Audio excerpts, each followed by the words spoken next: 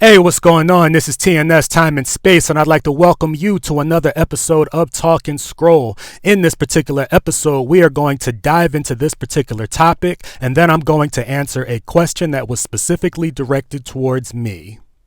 So the initial post reads, I often see posts about women taking accountability for choosing, dating, picking, or having children with bad men. I rarely see posts about men being accountable to just not be bad men and or lousy fathers. Now, I'm not going to read my initial post verbatim, but long story short, I used the analogy of why we lock our car doors. And I said that to say that, of course, people should not steal cars. However, we don't trust car thieves to do better. We simply lock our car doors, and ultimately it's not foolproof, but we do the best that we can versus doing nothing.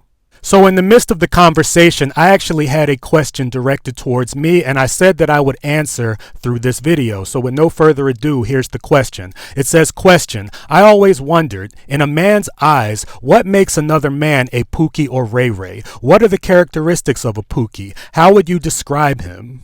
I would say the number one characteristic of a Pookie or Ray Ray as it relates to women is that he treats them like he doesn't need them.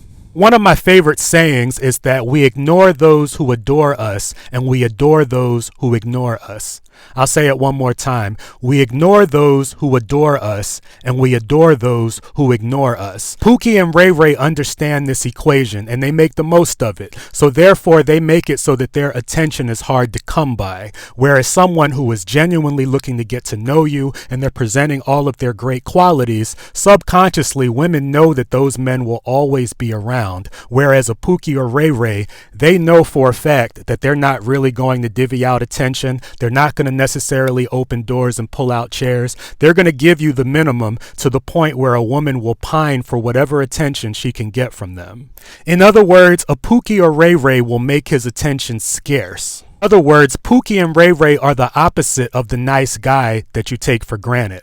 For example, a nice guy will probably send you good morning text, good morning beautiful, good morning queen, and he'll adore you, and in turn you will ignore him. Now you're probably wondering, why would Pookie and Ray Ray get so much attention if they have these negative characteristics? Well, as always, there's a flip side.